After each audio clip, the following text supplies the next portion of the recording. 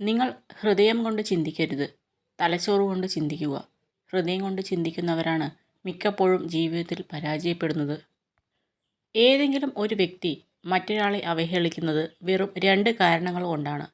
ഒന്നുകിൽ അയാളോടുള്ള ബഹുമാനക്കുറവ് മൂലം, അല്ലെങ്കിൽ അയാളോടുള്ള വിശ്വാസക്കുറവ് കാരണം. നല്ല ചിന്തകൾ മാത്രമല്ല, അത് പ്രാവർത്തികമാക്കാനുള്ള നല്ലൊരു മനസ്സും ദൃഢനിശ്ചയവും കൂടി ചേരുമ്പോഴാണ് നല്ല ചിന്തകൾ എന്ന വാക്കിന് അർത്ഥമുണ്ടാകുന്നത്.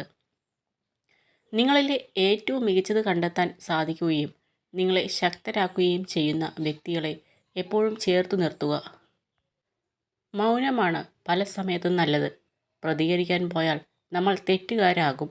കാരണം തെറ്റ് ചെയ്തവർ ന്യായീകരിക്കാൻ ഏറ്റവും മിടുക്കരായിരിക്കും. താൻ ഒരിക്കലും അതിൻ്റെ തണലിൽ ഇരിക്കാൻ പോകുന്നില്ല എന്ന് അറിഞ്ഞുകൊണ്ട് തന്നെ ഒരാൾ ഒരു മരം നടുമ്പോൾ അതിനർത്ഥം ജീവിതം എന്നാൽ എന്താണെന്ന് അയാൾക്ക് മനസ്സിലായി തുടങ്ങിയിരിക്കുന്നു എന്നാണ്. വിഡ്ഢിയായ മനുഷ്യൻ സ്വന്തം ചിന്താശൂന്യതയ്ക്ക് കാരണമായി നിർഭാഗ്യത്തെ ചൂണ്ടിക്കാണിക്കുന്നു. ബുദ്ധിമാൻ അവസരങ്ങളെ തിരഞ്ഞു കണ്ടെത്തുന്നു. നിങ്ങളുടെ ഭയം നിങ്ങളുടെ നല്ല ഭാവിയെ തിരിച്ചറിയാനുള്ള കഴിവിനെ മുരടിപ്പിച്ച് കളയും. നിങ്ങൾ ഭയത്തെ മറികടക്കുകയും ഏറ്റവും ബുദ്ധിമുട്ടേറിയ കാര്യങ്ങൾ ചെയ്യാനുള്ള മാനസികാവസ്ഥ കൈവരിക്കേണ്ടത് ഏറ്റവും പ്രധാനമാണ്. അവരില്ലെങ്കിൽ നമ്മളെങ്ങനെ ജീവിക്കും എന്ന് ചിന്തിക്കുന്നതിനു പകരം ആരില്ലെങ്കിലും എനിക്ക് ജീവിച്ചേ മതിയാകൂ എന്ന മനോഭാവത്തിൽ നിന്നുമാണ് നാം ജീവിതം തൊട്ടറിയുന്നത്. മരിച്ചു പോകാൻ ജീവനറ്റ് പോകണമെന്നില്ല. ഒരു വാക്കുകൊണ്ടോ നോക്കുകൊണ്ടോ അത്രമേൽ നമുക്ക് പ്രിയപ്പെട്ടവർ നമ്മളെ ഒന്ന് മാറ്റി നിർത്തിയാൽ മതി. തൻ്റെ മുന്നിൽ മധുരമായി സംസാരിക്കുകയും അല്ലാത്തപ്പോൾ തനിക്കെതിരെ പ്രവർത്തിക്കുകയും ചെയ്യുന്ന സുഹൃത്തിനെ ഒഴിവാക്കണം. ചുറ്റും നോക്കിയാൽ മുന്നോട്ട് പോകാനാവില്ല. വിമർശനങ്ങളും കുറ്റപ്പെടുത്തലുകളും ഉണ്ടാകും. നേരെ മാത്രം നോക്കുക. ലക്ഷ്യം അവിടെയാണ്. നമ്മൾ കാണുന്ന സ്വപ്നങ്ങളും അവിടെ തന്നെയാണ്. വേദനിപ്പിക്കുന്നവർക്ക് നമ്മൾ മറുപടി കൊടുക്കാൻ നിന്നാൽ നമുക്ക് അതിനേ സമയമുണ്ടാകൂ. അവർക്കുള്ള മറുപടി കാലം കരുതി വെച്ചിട്ടുണ്ടാകും. അത് കാണാൻ ക്ഷമയോടെ കാത്തിരിക്കുക. ആഗ്രഹിക്കുന്ന കാര്യങ്ങൾ നാളേക്കായി മാറ്റി വയ്ക്കരുത്. ഇന്ന് തന്നെ അതിനുള്ള പരിശ്രമം തുടങ്ങണം. നാളെ എന്നൊന്ന് ഉണ്ടോ എന്ന് പോലും ചിന്തിക്കരുത്. പ്രവർത്തിക്കുക.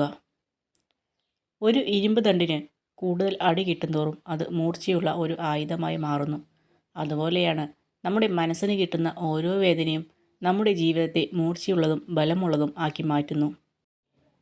ഒരാളെ കുറ്റപ്പെടുത്തുമ്പോൾ അയാളുടെ അവസ്ഥ കൂടി മനസ്സിലാക്കണം. സത്യം എന്തെന്നറിയാതെ നമ്മൾ പറയുന്ന ഓരോ വാക്കും കേൾക്കുന്നവൻ്റെ മനസ്സ് തകർക്കുന്നതാണോ എന്ന് ചിന്തിക്കുക. കൈവിട്ടു കളഞ്ഞത് എന്തെങ്കിലും തിരിച്ചു വേണമെന്ന് തോന്നിയാൽ കിട്ടി എന്ന് വരില്ല.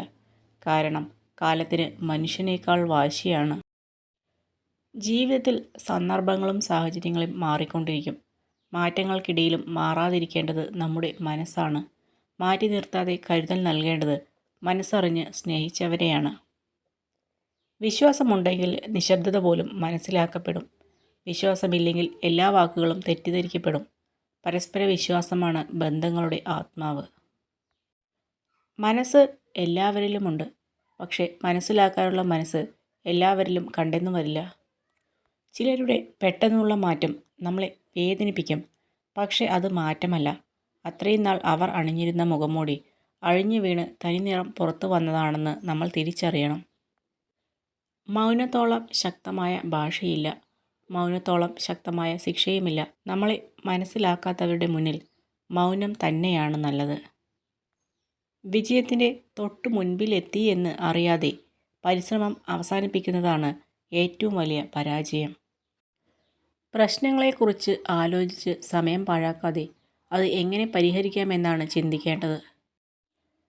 ചതികൾ വേദനാജനകമാകുന്നത് അത് ശത്രുക്കളിൽ നിന്നും അനുഭവിക്കുമ്പോഴല്ല, മറിച്ച് വേണ്ടപ്പെട്ടവരിൽ നിന്നും ഉണ്ടാകുമ്പോഴാണ്.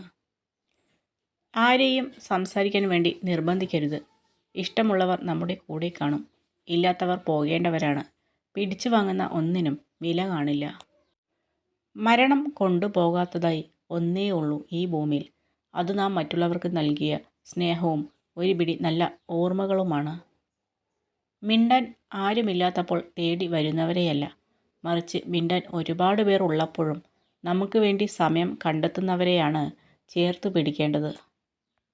ഒരാളുടെ യഥാർത്ഥ സ്വഭാവം എന്താണെന്നറിയാൻ അയാൾ തന്നേക്കാൾ താഴ്ന്നവരോട് എങ്ങനെ പെരുമാറുന്നു എന്ന് ശ്രദ്ധിച്ചാൽ മനസ്സിലാകും. മനസ്സിലാക്കേണ്ട കാര്യങ്ങൾ മനസ്സിലാകേണ്ട സമയത്ത് മനസ്സിലാവില്ല. പിന്നെ മനസ്സിലായി തുടങ്ങുമ്പോഴേക്കും ഒരുപാട് വൈകിപ്പോകും. അതാണ് ജീവിതം. നമ്മൾ എത്ര വലിയ പ്രതികൂല സാഹചര്യത്തിലും ആണെങ്കിലും ഒരിക്കലും മനസ്സ് മടുത്ത് പിന്മാറരുത്. ജീവിതം ഒരു പോർക്കളവും നമ്മളതിലെ പോരാളികളുമാണ്. സന്തോഷത്തെ നമുക്ക് വാങ്ങാനാവില്ല. അത് നാം സ്വയം കണ്ടെത്തേണ്ടതാണ്. ഇത് നിങ്ങളുടെ ലോകമാണ്. അതിനെ സ്വയം രൂപപ്പെടുത്തുക. അല്ലെങ്കിൽ മറ്റാരെങ്കിലും നിങ്ങളുടെ ലോകം സൃഷ്ടിക്കും. അതിന് അവസരം നൽകരുത്. നിങ്ങളെ സ്നേഹിക്കുന്നവർ നിങ്ങളെ വേദനിപ്പിച്ചാലും നിങ്ങൾ അവരുടെ നന്മയ്ക്കായി മാത്രം പ്രവർത്തിക്കുക. കാരണം ഏറ്റവും അന്തിമമായി നിങ്ങൾ അവരെ സ്നേഹിക്കുന്നു എന്നതാണ് യാഥാർത്ഥ്യം. ഒരു വ്യക്തിയുടെ ഏറ്റവും വലിയ ഗുണം പണമോ വിദ്യാഭ്യാസമോ വായനാശീലമോ ലോകം ചുറ്റിയ പരിചയമോ അല്ല. മറ്റൊരാളുടെ മനസ്സിനെ വേദനിപ്പിക്കാത്ത വിധം സംസാരിക്കാനും പെരുമാറാനും കഴിയുന്നതാണ്.